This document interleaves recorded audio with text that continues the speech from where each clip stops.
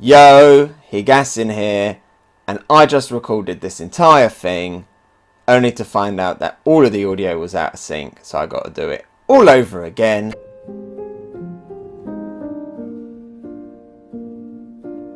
So here we go again, take 2, One Piece, manga chapter 952 review, Hiyori and Kawamatsu. And we start off here and we see Capone Beige with Chiffon, and they're just on their ship, and we don't really get any more than that. Nothing's really happening there. What about Big Mom versus Kaido? Well, nothing's really happening there either, I'm afraid.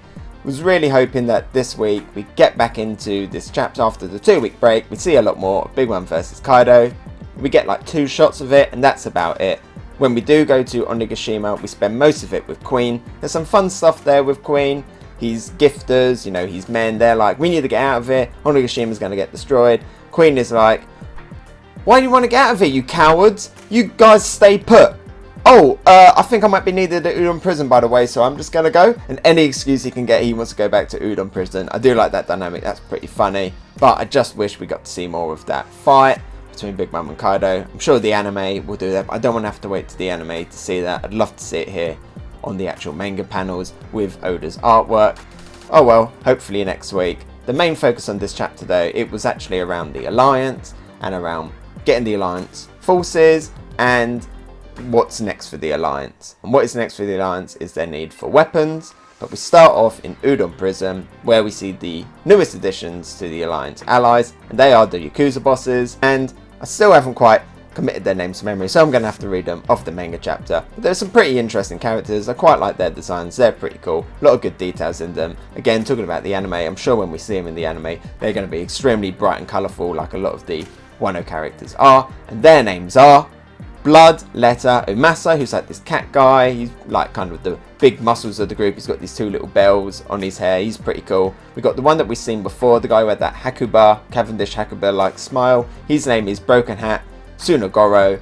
He looks pretty cool. He's definitely my favourite one. I do want to know more about why he's still wearing this broken hat. Is there a story to that hat? I doubt it's ever going to be revealed in the manga, but it's definitely SBS data book material. We got this girl called Moonflower Cho. She looks pretty cool. She's got this butterfly style hair with these 2 little sticks. She's got her tongue out. She's like, I quite like her design. She's probably my second favourite one. Then my least favourite one is snake-eyed Yatapi. He just looks kind of generic, really. He kind of looks like somebody out of like the Dressrosa Coliseum. But I don't know, he seems pretty cool. All of them have pretty cool characters. They definitely get on well with Hyogoro, and they're chatting to Hyogoro like they're old mates. The second Luffy says something though, they turn around, they glare, they're like, what did you just say? And then they're pinning him down. They're like, cut off his ears, pull out his fingernails. Definitely full on Yakuza bosses there. What's their role going forward? Not really sure. It's going to be key allies though, definitely going to be able to convince a lot of people to join their side.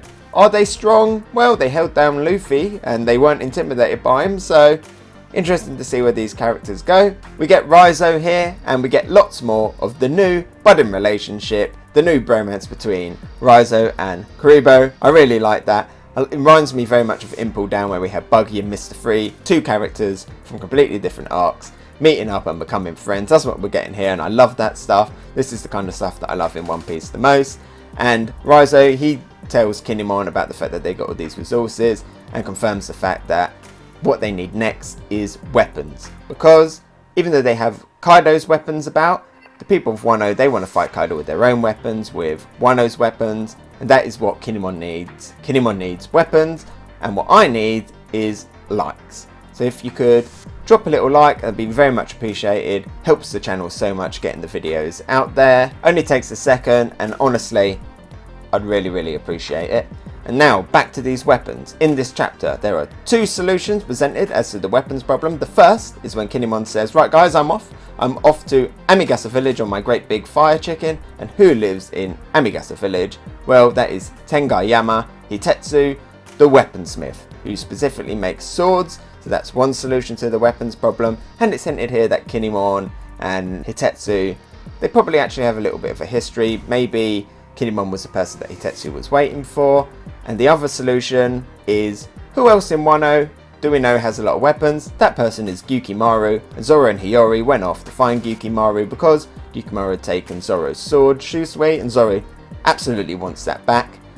So they go, they see Gyukimaru, they're getting a little bit of a fight, Zoro and Gyukimaru. It looks like Zoro wins, but Gyukimaru quickly gets back up, so they're pretty evenly matched. Gyukimaru's not just a big guy, he's a strong guy as well. Then Kawamatsu turns up, and Kawamatsu is there to find Hiyori because, remember previously, Kawamatsu said, I've got someone that I need to go see. We all suspected that that was Hiyori, and that is what we get here, and we see their reunion, and it's also hinted here that Gyukimaru and Kawamatsu have a history. So when we get any character that has history with one of the 9 red scabbards, we've got to throw it out there. Could Gyukimaru be Denjiro? He looked different to the silhouette we saw in the past, but you know, it's been 20 years, people change, so let's throw that speculation out there now. Is Gyukimaru Denjiro? Every character that we meet in Wano could be Denjiro. Right, what happened next? Because I already recorded this, I got rid of my notes on my Word document. Always save your notes. The biggest reveal in this chapter, and that is the all-powerful, the mighty Otama. Because here again we see how powerful her devil fruit is. She takes one of her dungos, gives it to Babanuki, and Babanuki is now on their side, and he tells Queen that everything's fine in Udon. It's all fine, we're fine here, nothing to see here, thank you. And we get the confirmation that not only does it work on animals, it absolutely does work on humans, but humans who have eaten zone-based devil fruits, and as we know, the gifters, they ate the smiles, which are like variations, kind of corrupt versions of zones. So that is why it works on Babanuki and why it worked on Speed. The biggest question, of course, is will that work on Kaido? Who knows, but imagine if it did. There'd be salt everywhere if that happened. So Otama absolutely are going to be a key character going forward in Wano. Second Kaido's forces learn about her power, I think all eyes are going to be on her. With Kaido, I suspect that maybe Kaido is going to be either a little bit too strong or a little bit too drunk for it to work. You know, could his Conqueror's Haki or something nullify the effects? Who knows, but you know, it could work on Queen, it could work on King. Most of his crew are all Zone Devil Fruit users. You know, there's only really Hawkins that I can think of and Scratch Menapoo that aren't Zone Devil Fruit users. Definitely will be a good advantage for him to get Big Mom and her crew of Paramecias on his side, because they can definitely fight against this growing army of Otama's former Kaido's men. You know, you got Speed with Babanuki. Who else is she gonna get? She gonna get Hold'em on her side? Hell, what happens if she gets Queen on her side? Page 1. Crazy stuff. X-Drake. Who else could she befriend? Definitely one to watch. Fear Otama. What do I think about this chapter?